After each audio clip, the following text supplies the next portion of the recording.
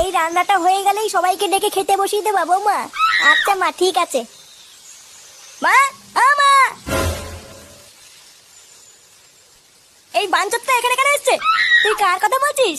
এই যে মাসিমা, আমার কথা বলছি গো। আপনার ছেলেটা না খুব দুষ্টু, একটু ইয়ার কিউ বোঝে না বাবা গো বাবা। হ্যাঁ গো, তুমি আমার ভাইকে গালাগালি দিলে। বাড়াটা গালাগালি দেবো না তো কি দেবো? ও বলছো তার বাল, বাড়া আমাকে ঘরে একা পেয়ে আমার প্যান্টের ভিতরে হাত ঢুকে দিয়েছে। মা গো মা, জামাই বাবু তুমি অত রেগে যাচ্ছ কেন? আমি তো তোমার শুধু একটু সাইজটা দেখছিলাম গো। কি ছিল হোম তার বাল? বাড়ি গিয়ে বাবার সাইজ দেখবি যা। কি সব উল্টো পাল্টা কথা বলছিস তুই? যা বলেছি ঠিকই বলেছি। লেওরা আজকে প্যান্টের ভিতরে হাত ঢুকে দিচ্ছে, কালকে তো বলবে হালকা করে পুঙাও মেরে দাও। এই কি হয়েছে রে? এত চেঁচামেচি কিসের? দেখুন না মেশামশাই, মা গো মা, আপনার ছেলে একটু ইয়ার কিউ বোঝে না। ওটাই আর কি ছিল বাঞ্চদ? দেখেছেন তো কিভাবে বলছে। দেখো মা, আমি কিন্তু বলে দিচ্ছি, এই চুদির ভাই যদি বাড়িতে থাকে আমি কিন্তু বাড়ি থাকবো না, বলে দিলাম। চোরে বাচ্চা, তুই ঘর থেকে বেরিয়ে যা।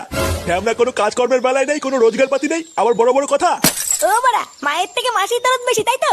বাড়া এখন তো দেখছি আমার থেকে এই বাড়িতে হোমোচোদার দাম বেশি।